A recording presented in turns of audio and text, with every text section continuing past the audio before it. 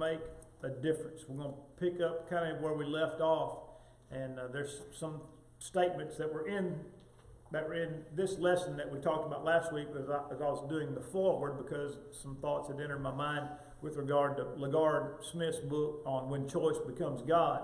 That one of the little headings, I think it was a chapter heading. I've got his book there in my library, what's left in this office. That we are the sum total of our choices. That, we are what we have chosen to be. We'll talk a little bit more about that as we make our way through this particular lesson. And on page 15, chapter 1, talks about we make hundreds of decisions every single day. Hundreds of decisions every single day.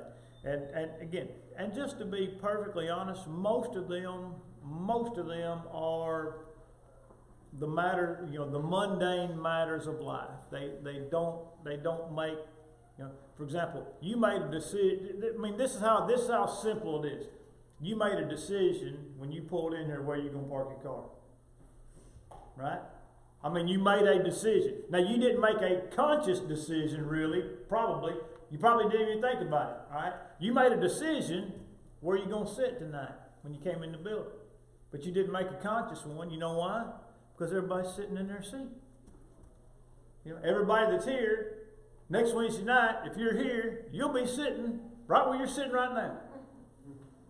I mean, I told somebody the other day, I said, I can take attendance every Sunday from the pulpit, just based on the empty pews, the people that are not there, and there's nothing wrong with that, but it just shows that we make a million decisions. I mean, we literally make millions of decisions in our lives, and most of them are are of that type of I made a decision today. Am I going to eat a 6-ounce sirloin? Am I going to eat chicken breast?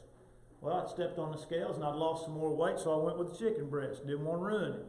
Then I made a decision about am I going to eat French fries? Well, no, I'm not going to eat French fries. That's bad for me. So I ate a baked potato and green beans. Right? All those are decisions, right? And so but there are other decisions that we make every day that do affect our character. And they are the decisions that we make on a daily basis that really make us who we are. And I want to talk about some of those a little bit more. Again, some decisions much easier than others. Not every decision is life-altering. Some are. In fact, some decisions are so important that they not only alter the course of your life, they also dramatically impact your relationship with God. And then he quotes from Robert Frost's book, The Road Less Traveled, this is the most famous line from this book. Two roads diverged in a wood, and I took the one less traveled by, and that has made all the difference. That's the end of the book. And it's the Road Less Traveled sold probably tens of millions of copies since it was written. And it talks about that this person made a conscious decision. That there were two ways to go, and there was the way that it appeared everybody else had gone, and then there was a way that it appeared hardly anybody had gone, and I went that way. And he said, and that made all the difference. Made all the difference in the world. There's a book by John Danforth that they used to give. They may still give it at Hamilton High School, called "I Dare You." It was an award that Hamilton High School used to give. I know that because Shelby was there's a boy winner every senior in the senior class. There's a boy winner every year, and there's a girl winner every year. And Shelby was the girl winner her senior year. It's called the "I Dare You" award, and it's based on the name of that book, "I Dare You" by John Danforth. There was a book came out years and years ago called "Dare to Be Different." Dare to be different. And that's always been a really good. In my opinion, that's always been a really good motto for the Christian, because no matter what period of time we have lived in, being a Christian always requires us to be different than the rest of the world. Now look, we understand now that being a Christian is far, far different than the world now than, say, the world 50 years ago or 100 years ago, but it was still, nevertheless, being a Christian was to be different. Titus Paul wrote to Titus with regard to how God had chosen for himself a peculiar people. Now, I heard that preached all my life, and the English word for peculiar in the 20th and 21st century is not the English word for peculiar in the 17th century when the King James was translated. But the word there means a people of his own special possession. That's what the word really means. It doesn't mean to be odd. Now, there are other places in the Bible that will tell us if you want to be a Christian, you're going to be an oddball. For example, in 1 Peter chapter 4, and beginning in verse 1 and continuing through verse 5, Peter says, they think it strange that you do not run to the same excess of riot with them. In other words, you used to be like the world, but then you became a Christian and you became different. And they think it's strange the way that you want to live now. And he said, and on top of that, they'll speak evil of you. They'll speak evil of you. Now you think about that. That was 2,000 years ago. 2,000 years ago, Peter's saying by inspiration, if you live like the world and then you stop living like the world is going to mock you and speak evil of you. So it's always been that way. I mean, we know it's that way now, but it's always been that way. And then I would also note this with regard to the road less traveled and daring to be different. With regard to the last passage I just cited, is that it's never too late to change paths. Because every decision of a lasting sort is an opportunity to change paths. In other words, we are never so deeply entrenched in the path of sin that we don't have at any point in time an opportunity to get off that path. That opportunity is always present. And it's never too late. It's never too late for the Christian or for a person to change. It's never too late for a person to change. I don't know how old Thomas is, but Thomas made a big change. Not too long, a big change. Now he changed back to what he knew to be right, but it was still a big change. I think about Lowell. Years and years, out of service to the Lord, and then all of a sudden, boom, change.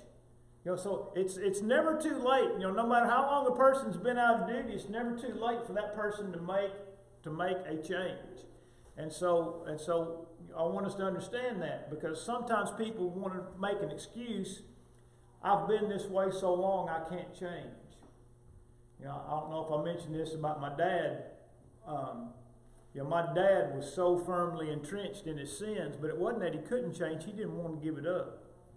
Well, at the end of his life, he went in the hospital I think it might have been on a Friday. Yeah, I guess it was a Friday. He was driving home from St. Louis and just started feeling bad and just drove straight to the hospital in Cape Girardeau. And he died on Sunday. He'd worked all week. He died on Sunday. And Rhonda reminded me of this week as we were talking about my dad, that even in the hospital, he wouldn't change. He wouldn't change. Had he not never been baptized? No. And he wouldn't change. And now the excuse that he gave to us at the hospital was, I don't want to be a hypocrite. In other words, I've lived as a sinner for 48 years. If I get on my deathbed and I do, what you want me to do, I feel like I'll be a hypocrite. Now, you know what that was? That's just an excuse. That's just an excuse. He could have changed. He had a decision to make. Because when I walked in the hospital, the first words out of his mouth were, "What did they tell you?" I said, 2 to 3 days, Dad. 2 to 3 days. He said, of course, he was on morphine. He's like, they've been lying to me. And I'm like, no, they haven't, But he had an opportunity to change. He had enough sense about him to have a will drawn up. In about 2 hours' time, family lawyer drew a will up. He made a decision. He made some decisions, but the most important one that he needed to make, he just refused to make it. And so, there's always an opportunity as long as there is soundness of mind and the breath of life, or the breath of life and soundness of mind, I should say. Then the opportunity is there. And we could have made all the arrangements. I'd already talked, the hospital would have been more than happy to make the arrangements to wheel him somewhere, or wheel a whirlpool in there full of warm water and baptize him. There wasn't anything to keep him from being baptized except the fact he just didn't do it. So, but the point is, it's never too late to change. It's never too late to change. You just need to ask Big Boy about his stepdad, Don Cantrell. The man changed. He only lived 10 days after he obeyed the gospel, but the man changed. You could see it. It was an incredible transformation. It was a beautiful thing to watch. Just to be honest with you, it was a beautiful thing to see. To see the change in that man. So it's never too late to change. And then on the bottom of page 15 through page all the way to the bottom of page 16, Tim talks about the change that occurred in his dad's life. That his dad had learned the gospel at a young age, like around 19 or 20 or so years old, had obeyed the gospel, but then had gone into the far country. He'd married, he had kids, but he had forsaken the Lord. He drank. And he said that he talks about, if you read the account, especially there at the top of page 16, it opens up. My dad was a drinking man. He hosted beer drinking parties in our home. I do not have any Bible school memories from my early childhood, but I do remember those parties. So that was the impression that he was making on his family. But prior to that, on page 15, he had talked about that out of the blue, that his dad, his dad just decided they were going to go to Vacation Bible School. And they went every night. And then pretty soon they began to attend services, and his dad was restored, his mother was baptized, and now he and one of his two brothers are both gospel preachers, and another brother is a deacon in the Lord's church. He said, he made a change. He made a decision. He said, whereas some decisions have bad consequences, look at the good consequences of the decision that my dad made to take us to Vacation Bible School one week. And but he talked about how strange it was. He says, we were not church-going people. We were not church-going people. And yet look at the result. Look at the result when he tipped the domino the other way. And we talked about last week, tipping that domino. The first one is crucial. When he tipped one the other way, everything changed. Last paragraph above where it says decisions affect character says, it took remarkable courage for my dad to change his life the way he did. I've often wondered how different my life would be right now if he had not made the decision to repent and be restored. That one decision changed the course of my life. Now, that struck me, because we've been talking about how our decisions affect us. But how can those types of decisions affect others? How can they affect others? And of course, this Tim Lewis, he sees it. He understands, because he goes, I remember living this kind of life, and now I live a completely different kind of life. But it's not because of the decision that I made. It was because of the decision that my father made. And I hope y'all don't take this the wrong way, all right? Because I think y'all know I love Freeman, my stepdad. But I can't help but wonder, what would have happened if at some point, when I was the same age that Tim Lewis was, if my dad had the courage to do what his dad had done. There'd be a lot of differences in my life. Of course, there wouldn't be Paulie. There probably wouldn't be a Paulie in there anywhere. But and for all of us, there wouldn't be a Freeman. That'd be. But I just wonder, again, it's not that I would ever wish that Freeman wasn't in my life, but at the same time, I wonder, man, my life could have been so much better as a kid if my dad had become a Christian. If my dad had, because my dad was an extremely intelligent man. I mean, my dad could have been an elder in church. I mean, he was very talented, very personable. I mean, he could do a lot of different things, but, he didn't. Now, I'm thankful where I am now, and for what I am now, but how could things have been different? As I read his account, I just think, man, how could my life have been different? Then down at the bottom of page 16, we're going to get into the meat of the matter now after introducing the idea of decisions. Decisions make a difference. Number one, there at the bottom of page 16, decisions affect character. Decisions affect character. The decisions you make today determine the person you will become tomorrow. By the way, and that's still true no matter how old we are. That's still true no matter how old we are. I'll just give you an example. In the last year or two, I've made some conscious decisions about some things that I would try to do better, and some other things that I would give up doing to just try to make myself a better person. One thing I've done is I watch a whole lot less TV. I don't watch a lot of sports on TV. I probably didn't watch 3 Alabama football games last year. I might have watched 3, but they played about 13. I might have watched 3 games. I didn't hardly watch Cardinals game. I did watch the Blues win the playoffs. All right, I watched the Blues win the Stanley Cup. I will fess up to that. But I've started reading more. I've got a stack of books on my nightstand, and every night before I go to bed, I'm going to read at least 10 or 15 minutes. I'm going to read something of a spiritual nature that I think is going to help me. I'll tell you what else that it's done. It's helped me sleep better. To fill my head with good thoughts. I don't know if y'all ever lay down and you can't turn your brain off. Man, I hate that. But I find when I fill my mind with good things right before I go to bed, I sleep better. I have better dreams. I have more pleasant dreams. And I wake up more rested. And it was just a decision that I made. And I hope it's made me a better person. I've made a decision. I don't know if I told y'all, but you can put little reminders on your phone that pop up.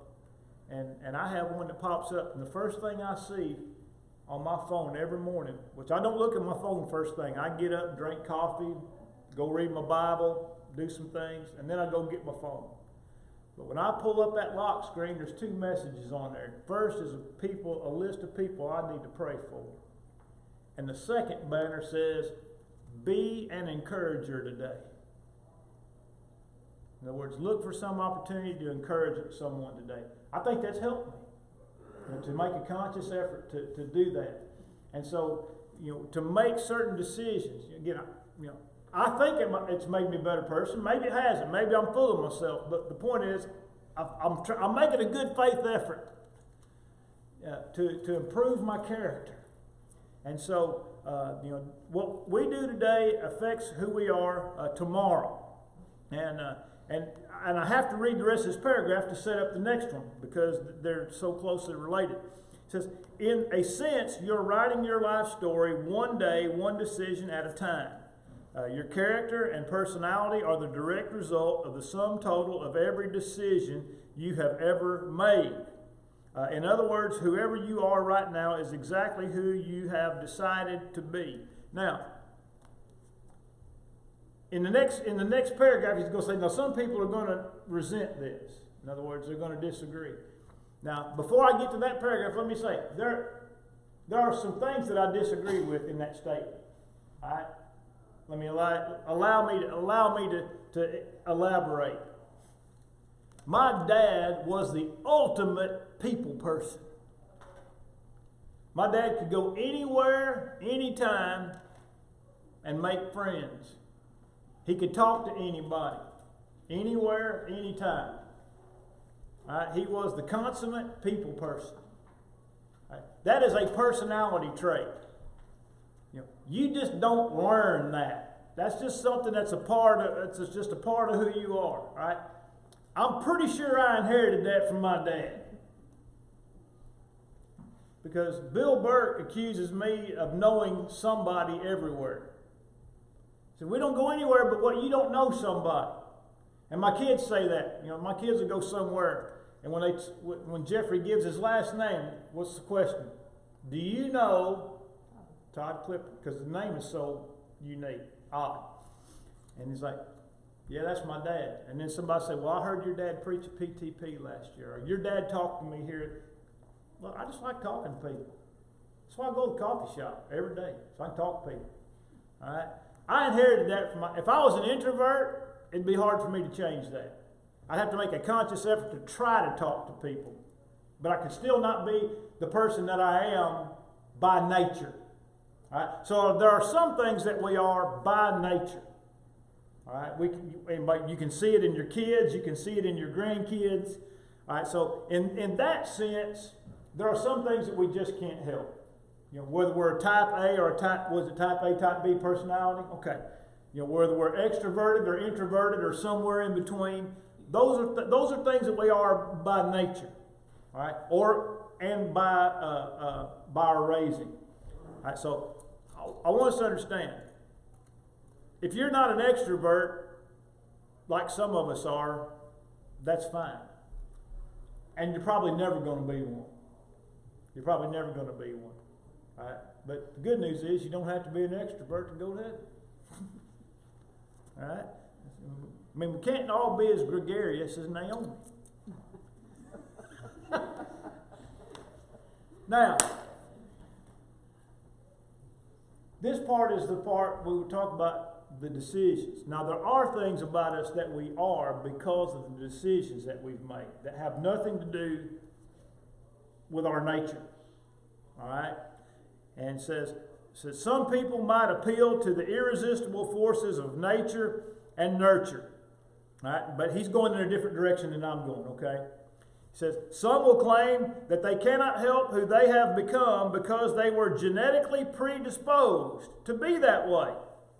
All right? For example, it is a known scientific fact that there are people who have genetic dispositions to compulsive behavior. They are genetically predisposed to addiction. In other words, there are things that they can do one time or two times and be addicted that some of us might do 50 times and never be addicted. I'll give you an example. I would never do this, but I'm going to use that as an example. I could buy a lottery ticket every week for 50 weeks, and in week 51 quit buying them and never miss it. Right? Right? But there's somebody that can buy one lottery ticket, and if he just so happened to win $2 on a $1 lottery ticket, what happened?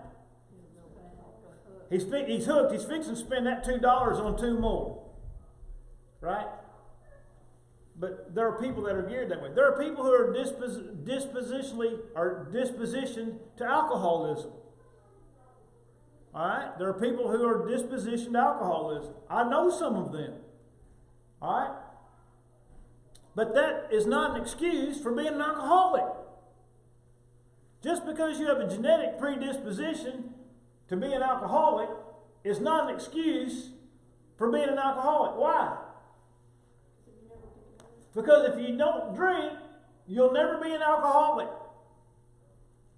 If you make the conscious decision to never drink alcohol, or you don't drink alcohol, there's a 0% chance you'll ever be an alcoholic. It's just that simple. So what happened?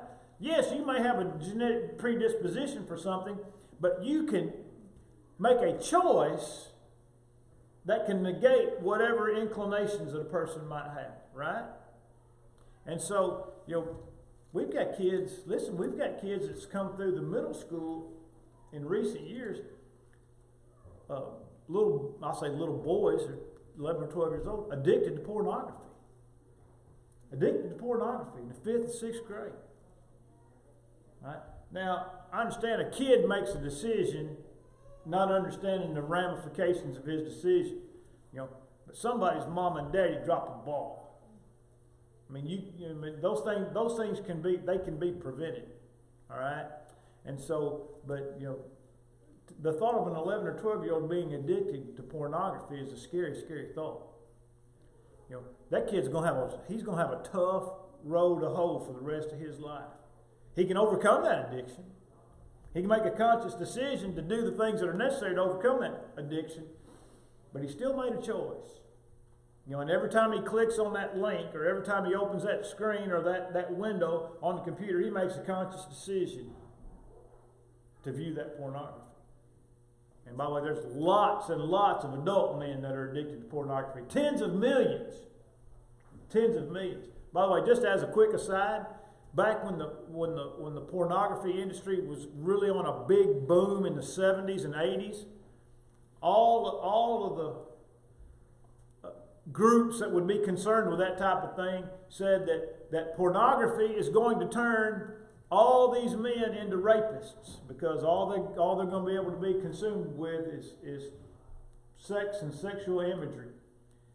And the exact opposite happened. In other words, instead of making men cheat on their wives with other women, pornography drew men into a quiet room by themselves where they could view whatever pornography they wanted to view, and it actually distanced them from their wives, because they got a skewed idea of what femininity is all about. And so, but again, decisions. These decisions have consequences. Even if people think the consequences are this and they end up being this, there's still consequences. All right? And so some might appeal to say that I'm predisposed to this, but you still made a decision. And then here's the problem. This mindset not only removes all personal accountability, but it also makes every one of us a victim of circumstance. I'll give you an example.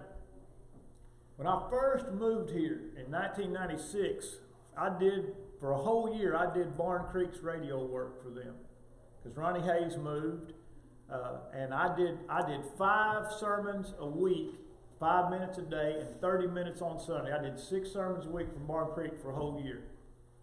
Somehow I got hooked up with a young man who was a son of a local church member. Not local here, I mean area, because I was on WRH. And he had left the church and had embraced Calvinism. I'm like, man, how do you do that? We went back and forth. And by the way, this was back before internet and all that. I mean, we actually had to write letters to one another.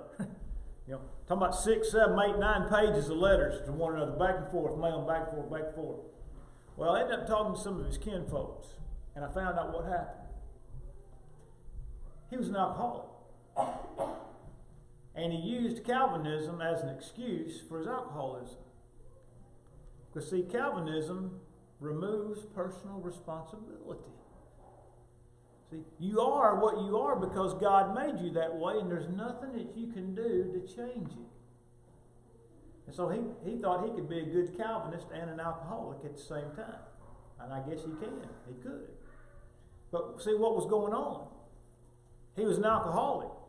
He made the conscious decision that had led to him being an alcoholic. But then he wanted to hold on to some semblance of religion, so he found a religion that would absolve him of his personal responsibility. God made me this way, and there's nothing I can do to change it. And so that's what you see here. This mindset of victimhood removes all personal accountability and makes every one of us a victim of circumstance. And he talks about, and yet we have seen people overcome insurmountable odds and go on to be normal or even great people. And then this was me. This was me. middle of the paragraph. Well, I'll tell you when you can ring the bell. I'm almost done. Take, for example, the two sons of an alcoholic. One grows up to follow in his father's footsteps, the other does not. When asked how such a thing is even possible, both of them point to their father. One sees his father as an excuse and says, I drank because my father did. The other sees his father as his greatest motivation, says, I was determined never to take a single drink, then explains, I didn't want to become like my father. I was running with a friend of mine this weekend. We were talking about, you know, during my teenage years and early adult years, I wasn't a really good person. Right? But when I got married, my father was my motivation. In other words, I saw what drinking alcohol would do to your marriage and eventually your children. And when Rhonda and I married, I decided I didn't want that for my life and my wife and my children. So my dad was my motivation. I didn't want to be my dad. And it was a serious motivation. I mean, and it worked.